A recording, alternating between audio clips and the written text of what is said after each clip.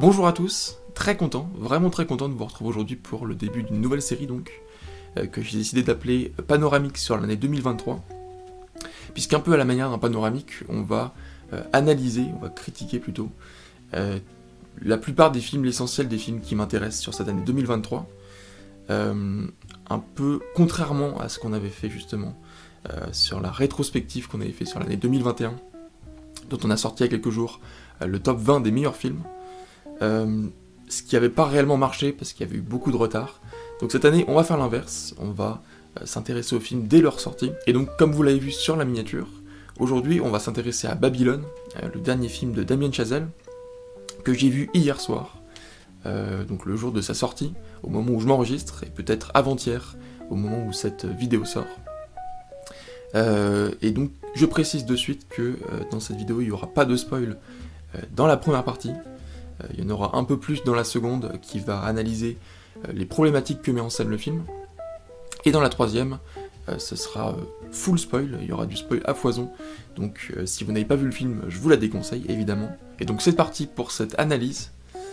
D'abord la première chose que je voulais dire, c'est que dire, franchement, que dire de ce film. C'est ce que je me suis dit en sortant de la salle hier. Qu'est-ce que j'ai vu, à quoi j'ai assisté. C'est probablement l'un des plus grands bouleversements que j'ai vécu au cinéma depuis que je suis tout jeune en fait. Quand je suis sorti de la salle, j'étais complètement bouleversé. C'est peut-être pas le cas de tout le monde, mais en tout cas, moi, c'était mon cas. Je pense que l'un des meilleurs mots pour définir le film, c'est la démesure. C'est ce qui a d'ailleurs été utilisé par beaucoup de critiques. Tous les critiques que j'ai lus en sortant de la salle, c'était le mot démesure qu'ils utilisaient à chaque fois, que ce soit en français ou les critiques anglophones. Et c'est quelque chose qui est montré dès la première scène, dès la scène d'exposition, avec donc cet éléphant qui défèque, il n'y a pas d'autre mot, sur donc Diego Calva, le personnage interprété par Diego Calva. Et c'est quelque chose qu'on va retrouver régulièrement dans le film, quelque chose de la saleté, la merde pour être vulgaire, le vomi, le sang, la bave. Bref, il y a quelque chose de très démesuré dans cette version d'Hollywood que propose Damien Chazelle, qui contraste vraiment avec ses films précédents. On se croirait parfois plus dans un Tarantino que dans un film de Damien Chazelle. Bref. Et donc, ce film va présenter 3 personnages principaux. Le premier, Jack Conrad, interprété par Brad Pitt, qui est un peu le stéréotype de l'acteur qui remet sa carrière en question, qui a un peu vieilli, qui est un peu dépassé par son temps. C'est un peu DiCaprio dans Once Upon a Time in Hollywood. Donc c'est un peu ironique parce que lui aussi jouait dans Once Upon a Time in Hollywood, mais l'autre personnage. On a aussi Nellie Leroy, la roi, pour parler dans un bon français, interprétée par Margot Robbie donc, qui aspire à devenir une star. C'est quelque chose qu'on retrouve dès ses premières phrases. Et enfin on a le personnage de Manuel Torres, dit Manny, interprété donc par Diego Calva, qui est passionné de cinéma. C'est peut-être le personnage le plus proche de Damien Chazelle, même s'il aspire pas spécialement à tourner des films, mais tout simplement, son premier but, son premier rêve, c'est d'assister à un tournage d'abord. Et donc tous ces personnages, ils vont se rencontrer à une fête, à la même fête, qui est un peu une orgie, qui symbolise la démesure d'Hollywood, et des années folles aussi, parce que ça se passe en 1926. Alors 1926, c'est une date qui, pour les connaisseurs de cinéma, évoque directement quelque chose. Moi, c'est ce que je me suis dit avant même que le film en parle, parce que j'avais rien vu sur le film, je savais pas du tout de quoi ça parlait. J'avais vu quelques images de Margot Robbie, de Brad Pitt, mais à part ça, j'avais rien vu, rien lu.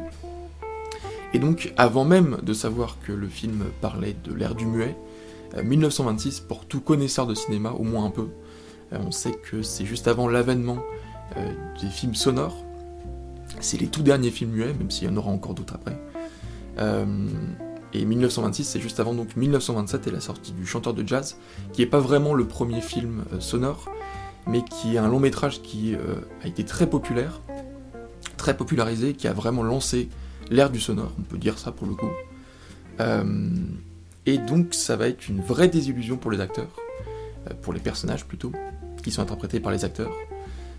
Et ça c'est intéressant parce que c'est quelque chose dont on a un peu conscience, avant même que ça soit montré par le film, le fait que ça soit une désillusion. Et donc on se dit que ça va être un Rise and Fall movie assez classique. Je sais pas si c'est un terme qui est trop utilisé au cinéma, mais en tout cas moi c'est celui que j'utilise pour parler des films qui dans la première partie mettent en scène l'ascension du ou des protagonistes, et dans la seconde partie leur déclin. C'est quelque chose qu'on retrouve beaucoup chez Martin Scorsese par exemple, évidemment, et aussi dans Barry Lyndon par exemple, ou dans Citizen Kane, qu'il a un peu popularisé. Et donc, ce qui va être intéressant là, c'est le traitement de ce genre de film, parce que au final, ce film-là aussi appartient à ce genre, ou plutôt à cette structure, à ce type de structure. Mais ce qui va être intéressant donc dans le traitement, c'est que on va avoir déjà un aperçu par petits points de ce qu'est la chute des personnages, de ce qu'est le déclin des personnages, et ça dès le début. Dès la scène d'ouverture, il y a un moment de redescente pour les personnages qui est assez marquant, je trouve. C'est le premier aperçu qu'on a donc de la chute, avec le personnage interprété par Brad Pitt, et aussi le personnage Lady Fei Zhu, je crois. Et donc cette fête, ça va être aussi l'occasion pour les personnages de se rencontrer, notamment pour Nelly et Manny, qui vont entretenir une relation tout au long du film. C'est pas à vous spoiler que de dire ça, parce que c'est quelque chose qu'on comprend dès le début, tout simplement parce que les problématiques du film, les problématiques de leur relation plus particulièrement, nous sont proposées dès le début, dès cette séquence d'ouverture donc, avec Nelly qui est une sorte de magicienne qui arrive un peu à se glisser partout, il y a une magie qui émane autour d'elle, et Manny qui est plus un spectateur, qui est un admirateur des films, qui n'a pas la vocation d'abord de réaliser un film, faut le rappeler, mais qui veut simplement donc assister à un tournage. Et donc cette folie de l'orgie qu'on retrouve dans la séquence d'ouverture, c'est quelque chose qu'on va retrouver tout au long du film, et qu'on retrouve surtout lors des tournages, qui sont presque des films dans le film, qui ont un côté très épique, et aussi très comique. Il y a par exemple la scène, je vous dis ça sans vous spoiler, mais il y a une scène, la première scène avec l'enregistrement sonore, qui est particulièrement drôle, et à chaque fois quand on croit que ça va s'arrêter, bah ça continue. Et donc il y a un traitement assez comique, et il y a aussi l'idée d'un film dans le film, donc, du côté épique de la mise en scène, presque le fait que le film, la construction du film, le tournage du film, est déjà un film en soi. Et une des réflexions principales du film, c'est cette réflexion historique sur ce qu'était le cinéma, et par extension ce qu'il est aujourd'hui. Beaucoup disent que le film de Damien Chazelle donc, est une lettre d'amour empoisonnée au cinéma, ou plutôt à Hollywood, pardon, et une lettre d'amour au cinéma. Et il y a la réflexion de Jack Conrad, qui compare l'arrivée du son au cinéma à la découverte de la perspective en peinture.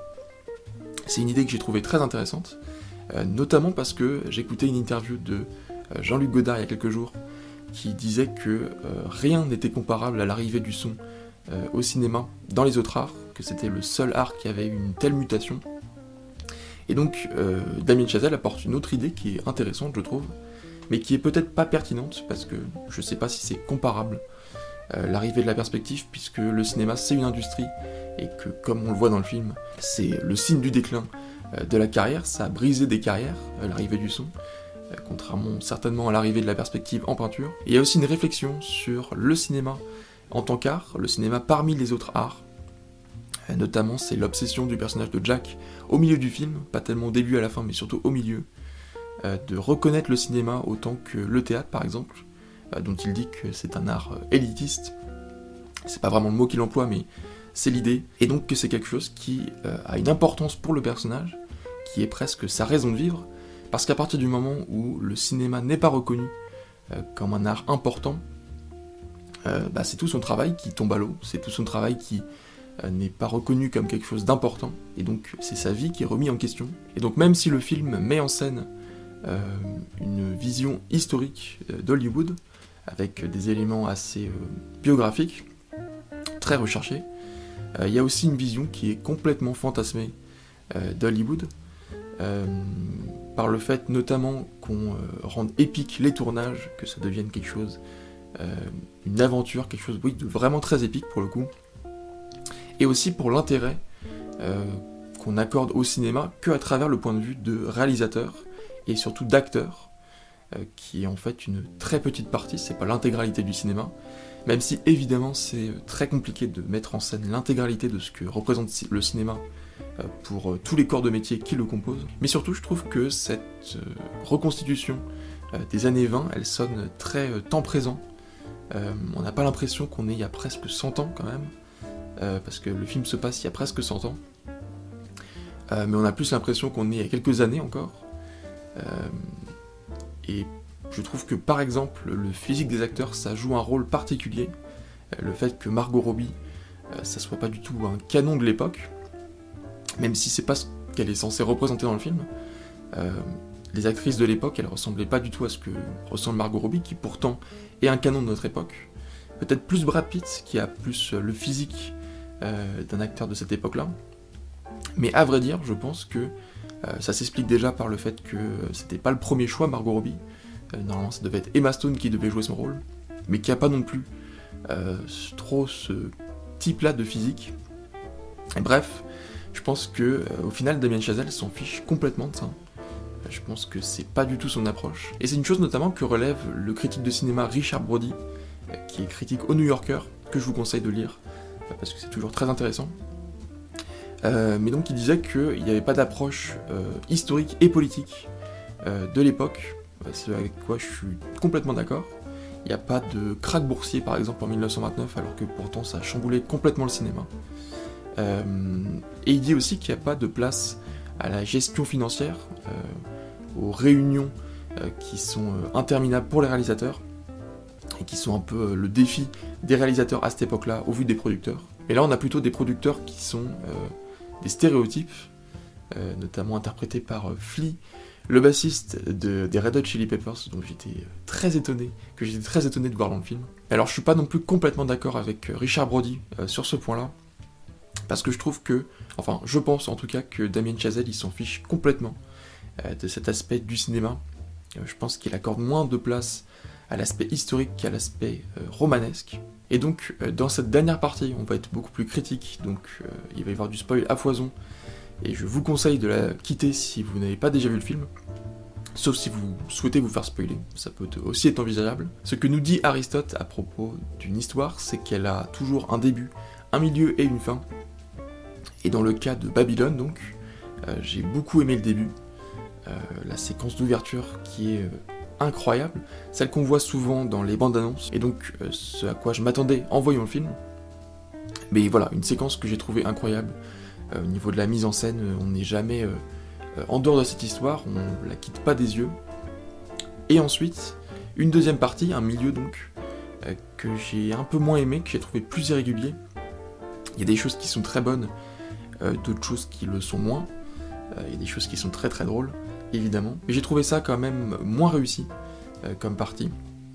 Donc le milieu du film. Et je commençais même à me dire que ça allait être un mauvais film, enfin un film moyen en tout cas.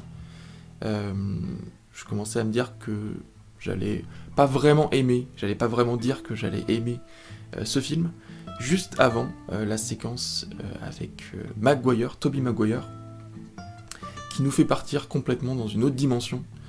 Je me suis demandé, en ayant vu ça, qu'est-ce que je suis en train de voir là, qu'est-ce qui est en train de se passer alors que le film prenait une direction. Tout d'un coup, il en prend une autre. J'ai dit dans la dernière vidéo que j'aimais beaucoup au cinéma ressentir le fait que à tout moment il peut tout se passer. C'est quelque chose que j'avais plus ressenti dans le film depuis longtemps, parce que les choses commençaient à prendre un certain rythme et on commençait à s'habituer à cette histoire, et il y avait quelques choix encore possibles, mais là le film prend une autre direction et c'est quelque chose que j'ai trouvé incroyable, même si c'est peut-être pas la meilleure scène du monde. Moi j'ai trouvé personnellement Tobey Maguire pas exceptionnel. Je trouve que c'est le seul acteur du film qui est pas exceptionnel, sinon tous les autres sont excellents. Mais quand j'ai vu son personnage, j'ai pas pu m'empêcher de penser à Joaquin Phoenix, qui m'a un peu fait penser, peut-être Joaquin Phoenix de Joker, et j'ai pas pu m'empêcher de me dire que ça aurait sûrement été mieux avec Joaquin Phoenix, bon, bref. Et donc cette partie-là, je l'ai trouvée incroyable, et cette partie qui donne lieu à un hommage sur le cinéma qui m'a complètement bouleversé, je dois le dire, vraiment j'étais en larmes devant le film. C'est la première fois que ça m'arrive au cinéma que je sois autant touché par les images. C'était comme si c'était toujours ce que j'avais voulu voir au cinéma. Je sais qu'il y a beaucoup de gens qui l'ont critiqué, je sais qu'il y a beaucoup de gens qui n'ont pas aimé le film, mais moi, cette fin, ça a suffi à rattraper toutes les erreurs que j'ai vues avant, et ça a suffi à en faire peut-être l'une des meilleures fins que j'ai vues au cinéma, et j'ai même envie de dire l'une des meilleures fins de l'histoire du cinéma. C'est peut-être trop une réaction à chaud pour le coup, mais j'ai trouvé ça incroyable, cet hommage au cinéma qui est magnifique. C'était la première fois de ma vie que j'avais quand même des sanglots au cinéma devant quelque chose qui n'était pas spécialement triste, mais juste quelque chose que j'avais toujours donc voulu voir au cinéma. Excusez-moi, je me répète. Et en sortant, j'ai vu une dame qui disait que ça se voyait qu'ils avaient essayé de gagner du temps sur la fin. Et je me demande comment est-ce qu'on peut dire ça quand on a vu le film. Ça montre qu'elle avait rien compris, non seulement au cinéma de Damien Chazelle, mais aussi au film en lui-même, à ce que raconte le film, au fait que ce soit un hommage au cinéma, une lettre d'amour au cinéma. Et je pense que c'est d'ailleurs quelqu'un qui ne devait pas beaucoup aimer le cinéma, qui ne devait pas spécialement avoir l'habitude de voir des films, donc ça se comprend aussi. Et c'est aussi un film beaucoup moins optimiste que La La Land. Je me souviens que c'est quelque chose que je me suis dit avant même que ce soit particulièrement triste, c'est-à-dire au moment où Manny et Nelly se rejoignent à nouveau et se disent qu'ils vont se marier, donc c'est peut-être le moment le plus optimiste du film, mais même là j'ai senti quelque chose de négatif, je sais pas pourquoi. Je sais pas si c'est vraiment le film qui fait ressentir ça, je l'ai vu qu'une fois, et donc j'ai pensé ça au moment où peut-être c'est le plus joyeux du film, et donc finalement ça a complètement confirmé ce que je pensais, et du coup c'est un traitement beaucoup plus pessimiste que La La Land par exemple, même si je vous spoile pas La La Land. Au-delà de ça, j'ai trouvé que c'était souvent très très drôle, les gens riaient beaucoup dans la salle, il n'y avait pas que moi qui riais, pour le coup. Même si on n'est pas obligé d'avoir aimé le film pour rire, il y a quand même des choses qui sont vraiment drôles, je pense que ça on peut pas le nier. J'ai beaucoup aimé la photographie en 35 mm, j'ai parlé récemment sur ma chaîne de West Side Story de Steven Spielberg, qui était aussi filmé en pellicule, mais dont le traitement de la pellicule était pas très bon, j'ai trouvé. Alors que là, vraiment, il met en valeur le film, il met en valeur les personnages, et il y a des images qui sont juste magnifiques. L'utilisation de la couleur, vraiment incroyable.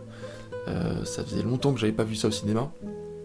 Donc, en plus sur pellicule, je pense qu'il n'y a que Paul Thomas Anderson qui montre ça ces dernières années au cinéma. Même Tarantino, c'est pas le même usage de la pellicule, c'est pas pareil. Donc j'ai beaucoup aimé. Il y a aussi une phrase qui m'a beaucoup intéressé, c'est la phrase de Jack, le personnage interprété par Brad Pitt, qui parle beaucoup de cinéma, qui a beaucoup de réflexions sur le cinéma, et qui dit que le cinéma est basé sur un échec, contrairement aux autres arts. Ça, c'est quelque chose qui m'a beaucoup plu. C'est une idée qui est très intéressante, je trouve. Parce que ça renvoie à ce que disait, pour le coup, Jean-Luc Godard dans une autre interview que j'avais écoutée, qui disait que le seul bon film qui avait réussi, qui avait marché, c'était Naissance d'une Nation de Griffiths, que tous les autres avaient été des échecs. On peut penser à Citizen Kane par exemple, on peut penser à Taxi Driver, à Psychose, à plein d'autres films, qui sont la plupart du temps Orange Mécanique, 2001, qui sont des échecs à leur sortie, et qui pourtant sont des grands films, aujourd'hui reconnus comme des grands films. Et ça renvoie aussi à ce que, et aujourd'hui Babylone, aux États-Unis, au traitement qu'il a, et à l'échec relatif qu'il subit dans les salles. Et enfin, il y a une réflexion sur le fait que le cinéma est plus important que la vie, quelque chose qui évoque, encore une fois, ce dont on a parlé récemment sur la chaîne avec Truffaut, qui disait que le cinéma était plus important que la vie. Là, c'est l'idée que les films, donc c'est pas exactement pareil, l'idée que les films sont plus importants que la vie. Donc ça, c'est quelque chose que dit Manny au tout début, dans la séquence d'ouverture, à Nelly d'ailleurs. Et on comprend d'ailleurs la différence entre les deux personnages à travers cette phrase, c'est que lui aime vraiment le cinéma, c'est vraiment le cinéma qui l'intéresse, et Nelly veut devenir une star. Quelque chose qu'elle dit notamment à la fin, c'est « Life is a party », je crois que c'est sa dernière réplique d'ailleurs. Il y a cette idée dans son personnage que elle souhaite profiter de la vie, et que c'est plutôt la vie qui l'intéresse plutôt que le cinéma, et le personnage en revanche accorde plus d'importance au cinéma qu'à la vie. Donc ça, c'est quelque chose de très intéressant, et c'est quelque chose que dont j'étais très proche au moment de voir les images, donc à la fin de cet hommage au cinéma, quelque chose que j'ai vraiment compris. Personnellement, j'ai eu l'impression d'avoir compris Damien Chazelle, ou que Damien Chazelle m'avait compris. Il y avait quelque chose de très intéressant là-dedans. Il y a aussi une phrase de Jack qui dit « Eureka, je ne suis pas seul », l'idée que quand on projette un film, on souhaite que le public dise « Eureka, je ne suis pas seul ». Donc ça c'est quelque chose dont je me suis senti très proche. Donc j'ai complètement compris le film, complètement compris ce que voulait dire Damien Chazelle. Peut-être que c'est pas le cas de tout le monde. Je pense, pour terminer cette critique, je pense que beaucoup de gens vont au cinéma, et particulièrement voir un film de Damien Chazelle, qui a sorti La La Land, qui a sorti Furtman, que j'avais un peu moins aimé d'ailleurs, et qui avait sorti Whiplash, que la plupart des gens avaient beaucoup plébiscité. Je pense que si on allait au cinéma sans en attendre des choses en particulier, sans attendre que le film nous offre quelque chose en particulier, donc, je pense que ça serait quelque chose de bénéfique. Souvent on va au cinéma en ayant des attentes, moi le premier, et je pense que c'est quelque chose de néfaste. Je pense que c'est pas quelque chose de bénéfique. Quand on va voir un film, ne serait-ce que pour nous et pour le film, j'y ai été en ayant des attentes, évidemment, mais aussi en essayant d'avoir un regard beaucoup plus détaché. Je me suis beaucoup rapproché de l'écran aussi, c'est quelque chose que je fais assez rarement. Je sais pas pourquoi, je me suis dit que me rapprocher de l'écran, ça serait peut-être bien pour cette séance-là, et j'ai eu parfaitement raison. C'est ce que je vous conseillerais de faire si vous n'avez pas vu le film ou si vous voulez le revoir. Et donc voilà, merci d'avoir regardé cette vidéo, j'espère qu'elle sera pas trop longue, je sais pas combien de temps elle durera. J'espère que cette vidéo vous a plu. Donnez-moi votre avis sur le film, j'adorerais avoir d'autres avis sur Babylone que le mien, parce qu'il a au moins ça pour lui, c'est qu'il divise beaucoup. Et donc je suis très content d'avoir tourné cette vidéo, parce que ça faisait très longtemps que j'avais pas tourné, depuis cet été je crois. C'est même pas je crois, j'en suis sûr. Et donc ravi d'être de retour, j'espère que ça vous fait plaisir aussi. Ravi d'être de retour pour donc cette nouvelle série, j'espère qu'elle vous plaira. Dites-moi ce que vous en pensez, ce que vous attendez aussi de ces vidéos. Et d'ici là, moi je vous dis à très vite.